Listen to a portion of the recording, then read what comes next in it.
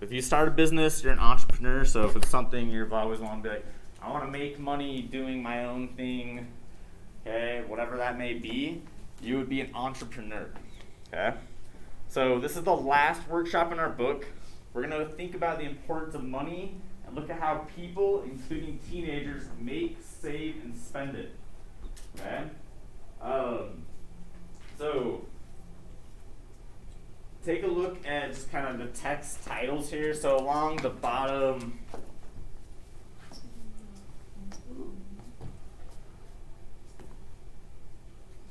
okay, so if you have the book open, it shows all these titles here. So these are just going to be the stories that we're going to be reading about. So if you just kind of take a look from left to right, okay, I'll talk about them. So today we're going to be talking about from idea to investment. Okay, investment just means like somebody gives you money to make your business grow. Okay, the next one is life after losing 110 million. Okay, so probably we're going to read about somebody who was really not that smart with their money. Okay, the next one, want to make money from your hobbies. Okay, so how many of you ever thought about that? Something you really like doing and making money from it, like playing video games or cheerleading. I don't know, maybe you'd be a professional cheerleader, okay? Or professional gamer, Charlie. Okay? Next one is it better to spend your money on things or experiences? Okay, so does anybody in here like traveling? Okay, a couple of us, a few of us, okay? Who in here likes like buying stuff, like nice things? Okay, so that's kind of something about. Is it better to spend your money on things or experiences? I wouldn't say there's a right or wrong answer to that, okay? But that's something we're going to talk about. Okay, a raisin in the sun. I don't really know what that one's going to be about. Okay. Oh, that's a good book. Is it what? Do you have an idea of what kind of background it is? I'm not sure. It's about, I do believe it's about, during slavery he earned a lot of money, I do believe is what it was. Oh, okay. The ransom in the sun. Okay. So, potentially learning about a slave that earned a lot of money. Okay, and then the last one, 6 ways I saved money on college costs. Okay, is there anybody in here that's planning on going to college? Wanting to go to college? Okay, so a handful of us. All right, so talk about ways we can save money for college. Okay, and you know, if you're planning on going to it, students, okay, it's not too far out, and so it's good to start thinking about saving money for college right now. Okay, all right. So what we're going to do, okay, we are going to, before we watch the anchor video,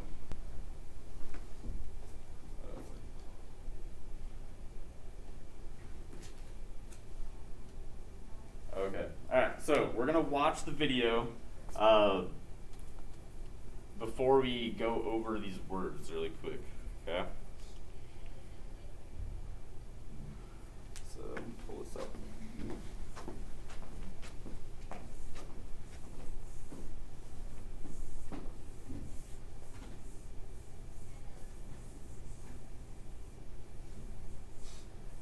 Okay, so remember how I was mentioning that entrepreneur is someone that starts their own business? So a startup is a new business. Engineers are people who have scientific training and who design and build complicated products, machines, systems, or structures. Okay? So, oh, sorry. Okay. Alright, let's watch the video here. And now we're going to go over these vocab words.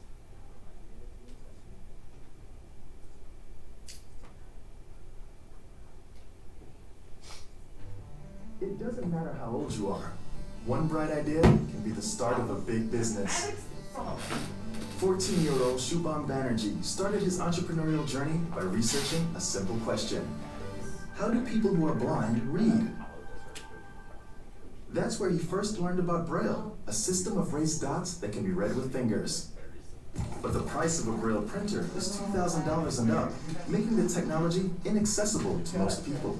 Many people are not that privileged to own one, and that's when I decided to try and hack together a braille printer and a Lego Mindstorms EV3 kit. After many failed attempts, Shubham created a prototype from his Lego set that cost $350, an 83% reduction in cost. He named the printer Brago, combining the words Braille and Lego. And it nabbed first prize at the science fair, winning Shubham a $500 check. The gadget caught the attention of the blind community, including Henry Wedler, a PhD student who has been blind since birth. You know, we all can listen to a book, or we can listen to our computer talk to us, which is what I do with my computer every day. There is something so special that comes with taking a page, opening a book, and reading that page yourself.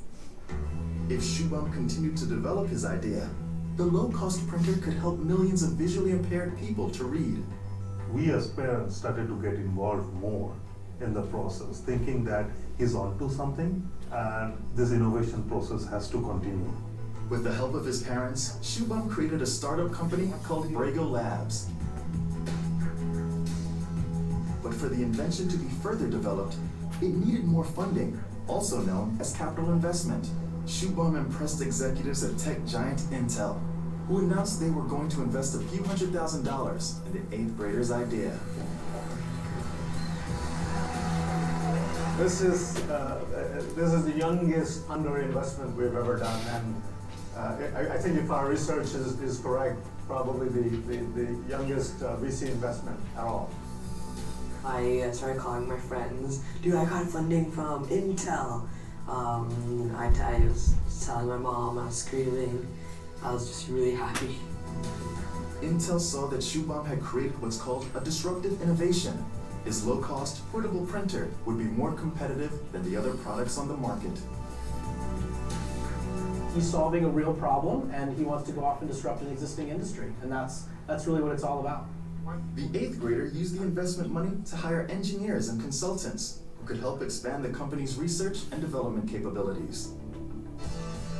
My end goal would probably be having most of the blind people to date using my braille printer. Shubham's advice to aspiring entrepreneurs? You're never too young to start a company.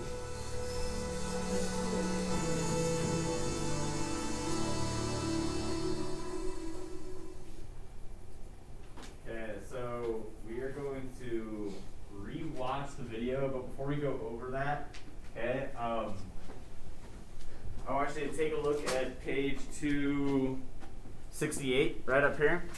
Okay, so this is, remember, we watched that video about Shubham. Okay, so teenager Shubham Bandri began his business by asking a simple question: how do people who are blind read? The answer led him to launching a company funded by one of the biggest tech giants in the country. Okay, so we're gonna re-watch the video, okay, and then we're gonna fill out this graphic organizer, okay, as we watch it. Okay, so before we go over that, we're gonna go over these vocab words here right above, okay, and then you guys are gonna attempt to fill out the graphic organizer, okay, as we watch the video. Okay, so we're just on page 268, or sorry, 288. 88. No, that's 288, sorry. 288. Alright, so find those vocab words. Okay, they're just in little boxes here. So everybody find the vocab words. I'm going to say the word out loud, and then I want you guys to repeat it with me. So the first word is aspiring. What's that word, everybody? Aspiring. Okay, I didn't hear it, but I can hear Maddox and Alicia. So I really appreciate you, but I didn't hear anybody else. I need to hear everybody's voice. So the word is aspiring. What's that word, everybody? Aspiring. Aspiring. Okay, thanks for saying with me, Charlie. Let's put this away. Okay.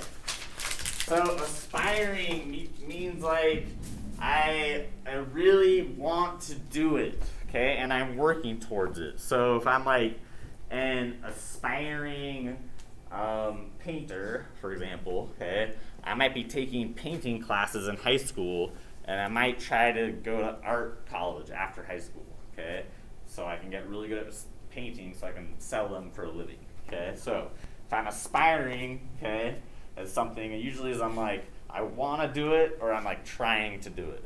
Okay. The next word is disruptive. What's that word, everybody? Disruptive. Okay, I didn't hear everybody. I heard some mumbles out there. Okay, so I want you guys to find the word for me. The word is disruptive. What's that word? Disruptive. Good. So disruptive means like, it's the same thing as like interrupting. So something is disruptive, it interrupts. So they mentioned in that video that his invention was a disruption invention. Okay, it means it's like basically like cuts in the line almost, or like breaks up kind of what's been going smooth. Okay, so think about like a new invention that comes out, like a new AirPods or something. When AirPods came out, okay, that was like, whoa, I don't have to wear things now. Now the teachers, I can like wear my hood and wear these things, and teachers can't see my, my cords hanging down from my ears. Okay, so that was a disruptive invention because it was kind of a game changer in terms of like, now people only want AirPods because they're a lot easier just to, you don't pull them out of your ears, things like that. Okay. All right, next word is engineer. What's that word, everybody? Engineer. Okay, I didn't hear everybody. The word's engineer. What's that word, everybody? Engineer. Engineer, 288. So engineer, okay, is somebody that designs something. Okay, they aren't. I mean, they can be the creator too. So they can like design and create it. So people that engineer, people engineer stuff. So if you're like designing anything, I would call that engineering. Okay, so somebody designed these desks here. Somebody drew it up on a piece of paper or on a computer. So they would have engineered kind of the design of it. Okay, so like anything you use has been engineered as a product. Okay. All right, the next word is inaccessible. What's that word, everybody? Inaccessible. Okay, I could hear this side of the room over here, but I didn't hear anybody on this side of the room. I need to hear you guys. The word's inaccessible. What's that word? All right, we're saying it again. That's this little silent over here. Okay, boys, I want you to find the word. You gotta read it with me. Okay, the word's inaccessible. What's that word? Inaccessible. Inaccessible. Good. So accessible, if I have access, means I can like go into it, right? Okay. If it's inaccessible, means I don't have access. Yes. Okay. Or I can't go into it, or I don't have permission to use it. Okay. And then the last word is startup. What's that word? Startup.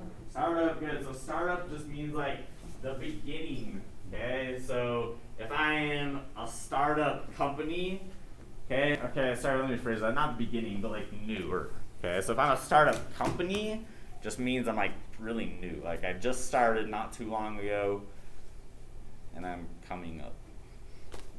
I don't know. Okay. All right. What we're gonna do is we're going to rewatch the video. Okay. As we watch, I want you to follow along, and I want you to try to fill in some of these vocab words here on the blanks. Okay, here's what I expect.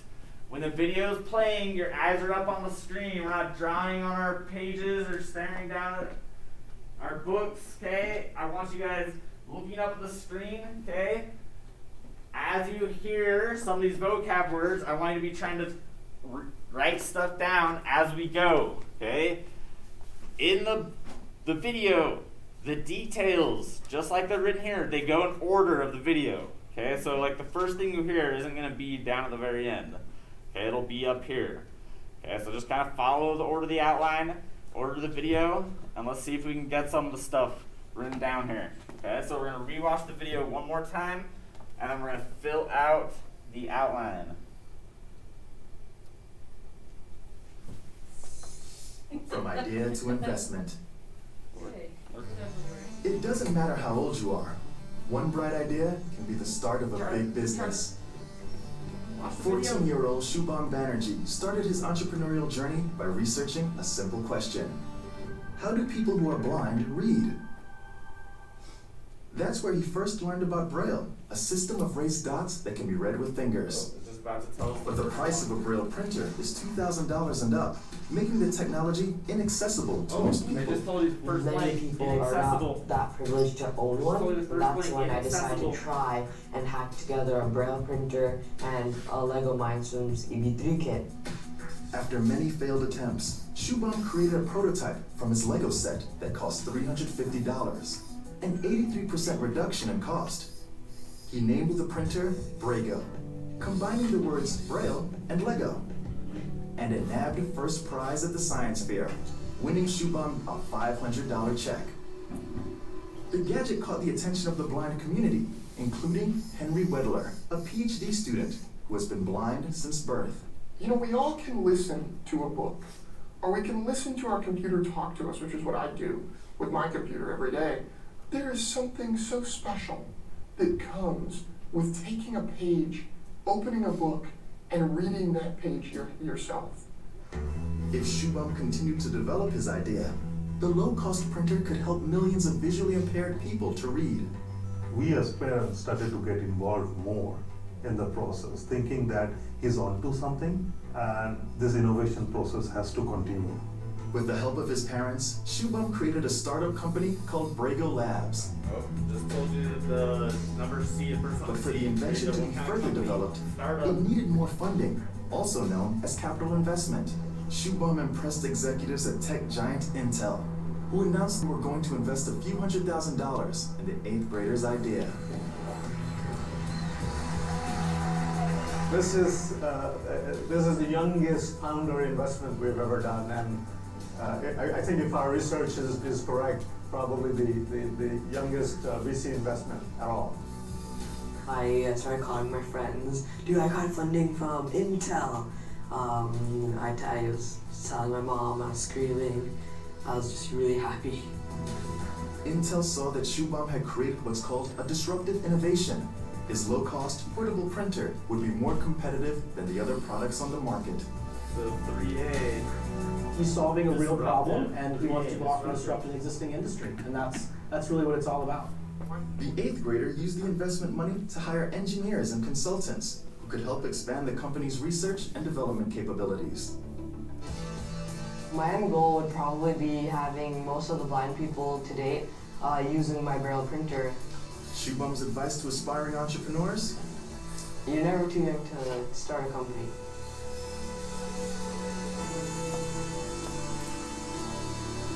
Okay, I like that. Never too young to start a company. So, Braden, I know you love mowing lawns. Do you make money in mowing lawns? Yeah. Do you mow other people's lawns besides your own? Yeah, I don't mow mine, but I mow my neighbors. Okay, so Braden, he's an entrepreneur. He's got his own little lawn mowing company. Okay, people pay him to do a service. He goes to their house and he mows lawn, and he makes money. Okay, so there you are really never too young to start a company. Okay, your peers, just in this class, have their own companies. Okay, so I know you guys were filling this out as we went, so we're just gonna go through this and we'll fill this out. So take a look at the graphic organizer. Okay, if you miss anything, I expect you to get these down as we go here. 14-year-old Shubham Bandri started his entrepreneurial journey by wondering how people who are blind read. People use Braille, a system of raised dots they read with their fingers. Bandri learned that Braille printers cost $2,000 and up, making technology blank to most people. Okay, so in this one, okay, I know some of us got it, but the word inaccessible would make sense in this context because it refers to a $2,000 printer, which many people cannot afford. Okay, so I know some of you guys heard it, but if you didn't get this, first one, the word is inaccessible.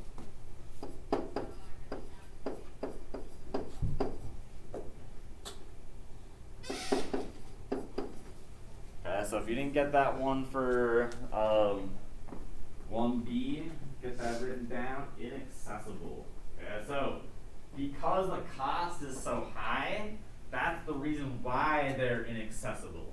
So think of like a product that costs a lot. You guys, if you want, you can't buy it. What's something that you guys want, but you can't buy? Anybody? Okay, good example here would be like a Ferrari right now.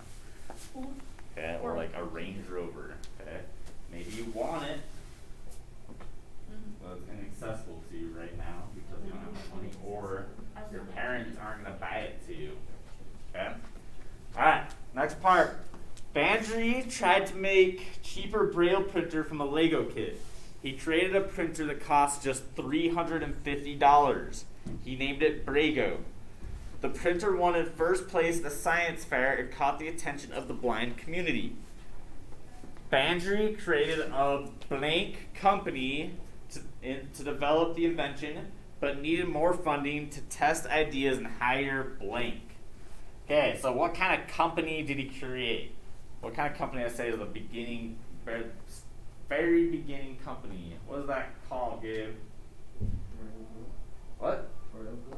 Okay, so it's one of the vocab words up here in the box. Okay, so if you look at the last word, it's a startup company. So what kind of company is it, Gabe? Startup, good. So we create a startup company. Okay, to develop invention, but you need more funding to test ideas and hire what? Who do you have to hire, Charlie? Vocab words, who are you going to have to hire there? Engineers, good. Okay, so this one, engineers. Okay, so create a startup company to develop the invention, but need more funding to test ideas and hire engineers. Okay, so it should be engineers right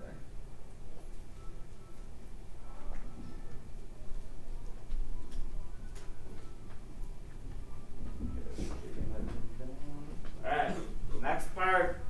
Bandry's Braille printer impressed executives at technology company Intel. Raise your hand if you've heard of that company before. Nobody? They make printers and computers, okay? Intel invested in his idea because he had created a blank innovation. So what kind of innovation was it, Maddox? Was it disruptive or aspiring? Disruptive, good. So it was a disruptive innovation because his innovation was so good that it came into the market and kind of like changed the market. Okay, so disrupted the way things were going. So I'll give you an example of this. So cell phones. So did you know that smartphones, so iPhone came out in 2007, I'm pretty sure was the year. Okay, so before that, cell phones didn't have like touch screens or anything like that. So smartphone, or when the iPhone came out, that would probably have been considered a disruptive innovation because all cell phones prior to that were really not that nice. Okay, so I would say it was a very disruptive innovation because now pretty much all phones that come out are smartphones. You can get phones that aren't smartphones, but raise your hand if you have a smartphone. Or give me a thumbs up if you have a smartphone. Okay, pretty much everybody in this room practically. Okay, so it's very disruptive because, yeah, I mean, now everybody even has one just in their pocket, which is kind of crazy to think about. Okay, so back when me and Jennifer were growing up, okay, we had what was called a Walkman. Okay, so it was about this big. You put a cassette tape into it, and you plug your headphones in that, and you walk around. You can play your music. Oh yeah. You guys know what Yeah. you guys know what a cassette tape is? Yeah. Okay, so and then after that, they had little CD players that you could take, portable CD players. Okay, I was so cool in college. I used to have one, and I would carry around like cases of CDs with me so I could listen to all sorts of different music. You know how much room that took up to carry around a bunch of CDs? Yeah. So yeah, MP3 players were a great disruptive innovation. also, because now all you need is like one little piece of technology and you can play thousands and thousands of songs, okay? But yeah, back when I was growing up, I literally carried around these like cases of CDs, okay? Alright, last one. Shubham's advice to blank entrepreneurs is that you're never too young to start a company. So what kind of entrepreneurs would they be, McKaylee? Aspiring, good. So, if they're aspiring entrepreneurs, okay, it means they want to be one. Okay, so aspiring. Okay.